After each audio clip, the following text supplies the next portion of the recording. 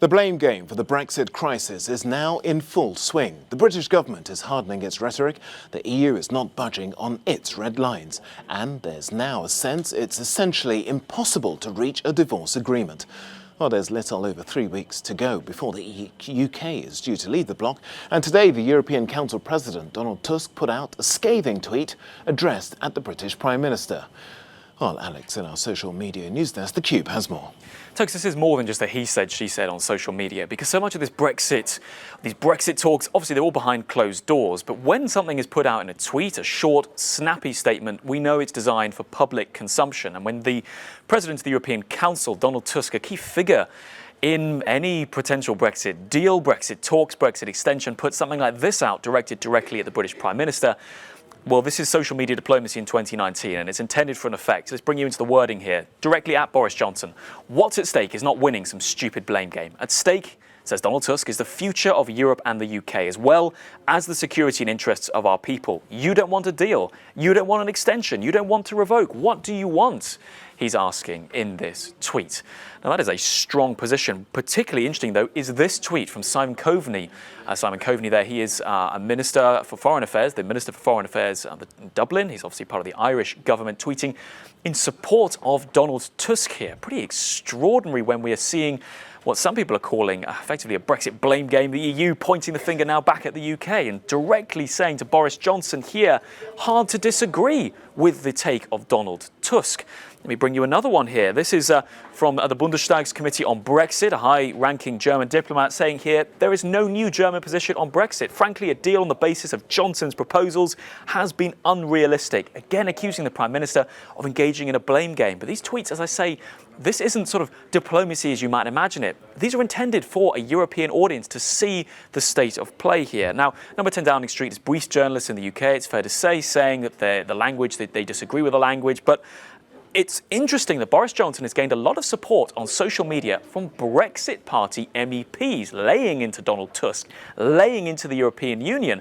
Really interesting here how they are seeing Boris Johnson perhaps as their best chance of getting what they want, which is ultimately what they call a clean break Brexit, what others would phrase as a no-deal Brexit. But Martin Daubney here, really one of their MEPs, laying into Tusk. Let me give you a sense of what the Brexit Party is saying, showing his true colours as we approach the end game. Childish, petulant, graceless, say Brexit supporters. Either way, this is the state of the Brexit debate. It's on social media.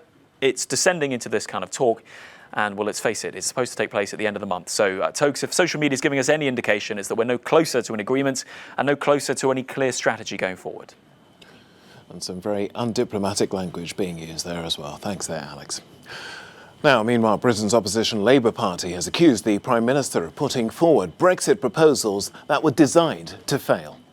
They put proposals on the table that had massive gaps in them. Really simple questions. If you're going to have the whole of the United Kingdom outside of the customs union, you need customs checks. And the government knows that, and it knew that when it put the proposals forward. Instead of, the EU then probes this and says, well, how's this going to work? Instead of adjusting the position and answering those questions, they collapse the talks 6 days after they put proposals on the table. The only conclusion is that the government put forward proposals which were designed to fail, and now it wants to go down this blame game instead of putting the interest of the country first. Well, let's dig a bit deeper into some of this latest news and reaction and talk to our correspondents Vincent McAviney in London and Jack Parrock in Brussels. Jack, let me begin by you. Donald Tusk using some very direct language is his want. Can he afford to do so because he's on his way out, or is he just voicing what the other EU officials and leaders are thinking?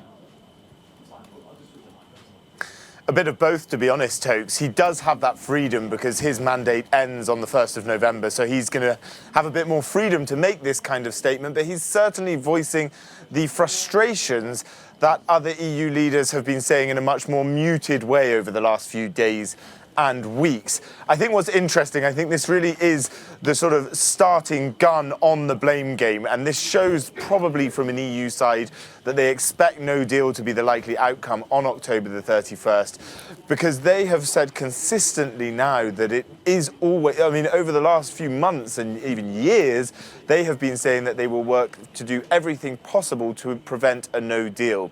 And after this leaked statement from Number 10, where Boris Johnson basically said that it will be the EU's fault and that German Chancellor Angela Merkel is not willing to budge and that their new position is to go towards no deal, I think you're seeing from Donald Tusk a suggestion that he's very frustrated and that they will not accept the blame that the UK Prime Minister is trying to push on them. That is if the UK statements that are coming out are to be believed. Vincent, let me turn to you now. All the signs coming out of Downing Street suggest that Britain is preparing for a no-deal Brexit, and it seems to be putting the blame on the German Chancellor, Angela Merkel.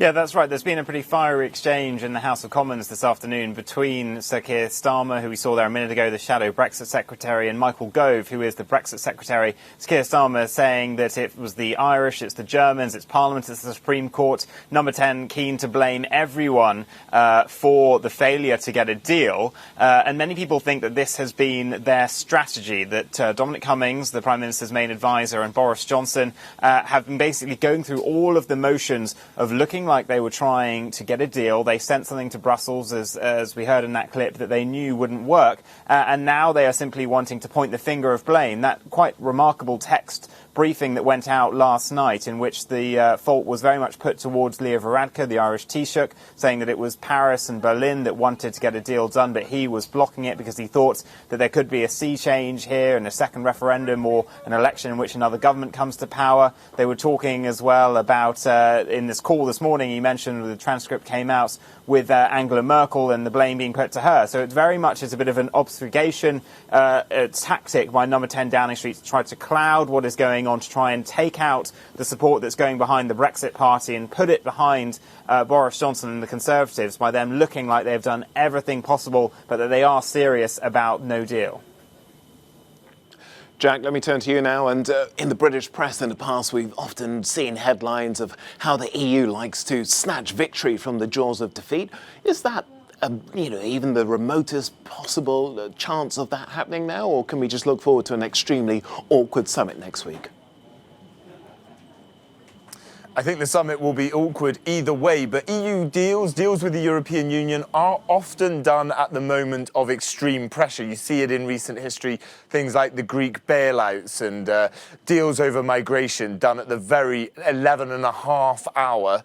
But as far as the Brexit negotiations are going, as far as the Brussels perspective goes, the European Commission chief spokesperson today said, from what's going on the ground, David Frost, Boris Johnson's sort of man on Brexit here in Brussels, is continuing technical discussions. So while the UK government is saying that there is, that the talks are set to fail and are sort of reaching breaking point, they say that they are continuing. The EU is saying that they are continuing here in Brussels. The French President Emmanuel Macron said that some sort of deal needs to be on the table to replace the Irish backstop. This idea that Boris Johnson put forward, that all needs to be solved by Friday, that's looking ever more unlikely. And as you say, that summit, Thursday and Friday next week here in Brussels, where Boris Johnson will have his first ever meeting with the other 27 EU leaders all together, that is set to be a pretty fiery affair now, Tokes. Vincent, let me turn to you finally before we let you go. Britain and the Ireland are both stepping up their no-deal preparations. What at all does that mean that they're doing something different from what they've done before?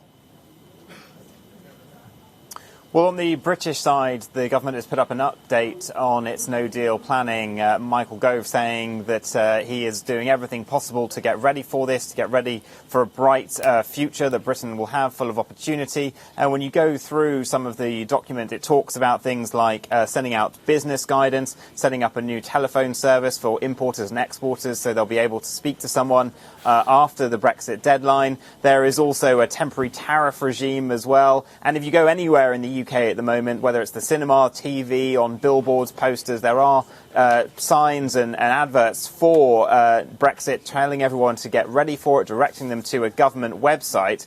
So this is a sort of communications tactic from Britain to get this out today, it would seem. This could have gone out any day, but Michael Gove very adamant that the UK is ready, and they've hired more people to help deal with this. On the Irish side as well, they've been saying for weeks that they are as ready as they can be. They've also hired more civil servants in order to deal with this, but we'll see possibly on October 31st whether or not it could really have been prepared for.